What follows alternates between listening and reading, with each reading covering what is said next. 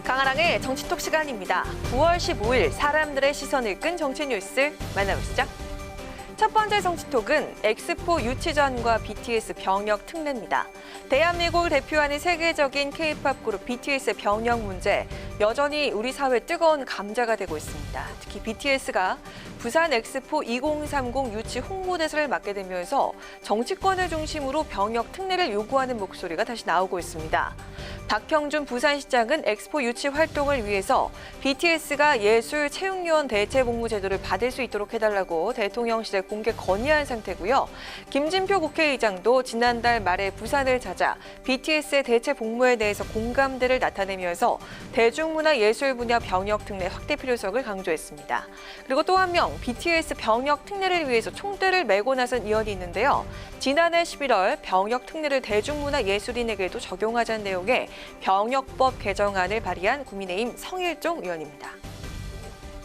지금 현재 국내 42개의 병역에 대한 혜택을 주는 제도가 있는데요. 예를 들면 동막 콩쿠르에서 우승하거나 전주 대사슴 놀이에서 우승을 해도 면제를 해줍니다. 그래미 어워드 같은 데에서 상을 받더라도 안 해주는 거하고 형평이 맞느냐를 우리는 보는 거예요. BTS를 군대에 대한 혜택을 주려고 하는 게 아니고 재복무를 할 수 있도록 하자는 거예요.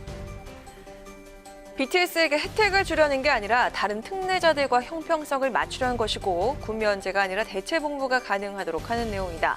병역법 개정안의 취지를 이렇게 설명한 성일종 의원. 정부와 국회가 여론 눈치를 보고 있는 게 사실이라면서 병역 특례 확대를 위한 국민의 이해를 구했습니다. 하지만 BTS 병역 특례에 대한 찬반 여론이 여전히 엇갈리고 있는 상황인데요.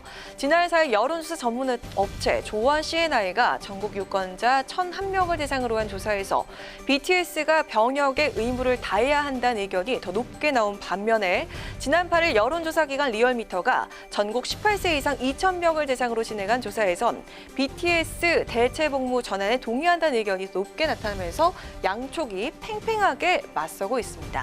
이런 가운데 이종섭 국방부 장관, 어제 BTS 성과는 분명 대단하지만 그 보상으로 병역 특례를 부여하는 건 별개의 사안이라는 입장을 보이면서 최종 결론이 어떻게 나올지 관심이 모아지고 있습니다.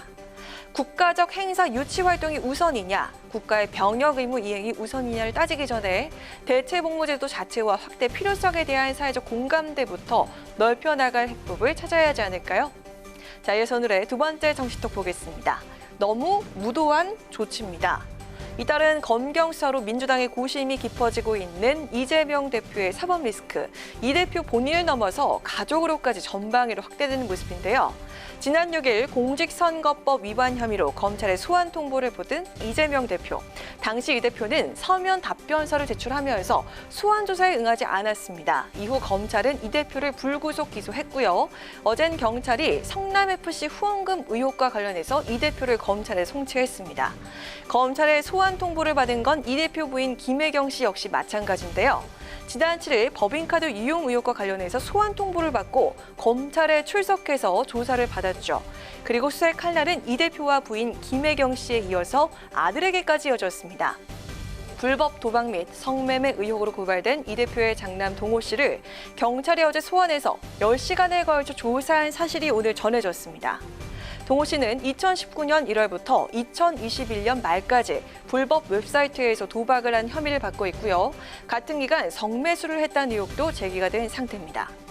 불법 도박 의혹은 대선 국면이던 지난해 12월 유튜브 채널 가로세로 연구소를 운영하던 강용석 변호사가 언론에 제기된 의혹을 토대로 서울경찰청에 고발장을 제출하면서 불거졌습니다.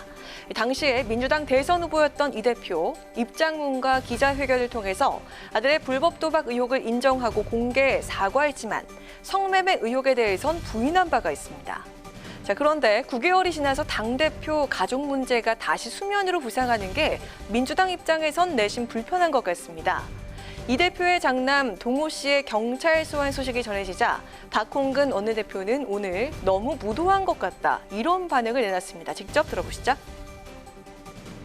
법에 어떤 위반이 있다라면 그건 그 누구도 그 피할 수가 없죠. 당당하게 또 조사도 받아야 되고 또 그 실질적인 수사를 해야 되는 것인데 또 한편에서 보면 이것은 탁해서 딱 정해놓고 여기에 대해서는 그냥 탈탈 털어가지고 나올 때까지 뭔가 문제 생길 때까지 하겠다라고 하는 의도가 있지 않는 이상 이 정도로까지 할 수가 있나 싶어요. 진짜 좀 너무 무도하고 너무 하는 거 아니야 하는 생각이 들 때가 많죠. 의도가 있지 않은 이상 이 정도까지 할 수 있나. 한마디로 이재명 대표와 주변을 향한 표적 수사라는 게 박 원내대표의 항변입니다. 부인에 이어서 아들까지 가족의 줄줄이 소환 조사를 받은 이재명 대표. 동시다발적으로 조여오는 사법 리스크를 과연 어떻게 헤쳐나갈까요? 지금까지 강아랑의 정치톡이었습니다.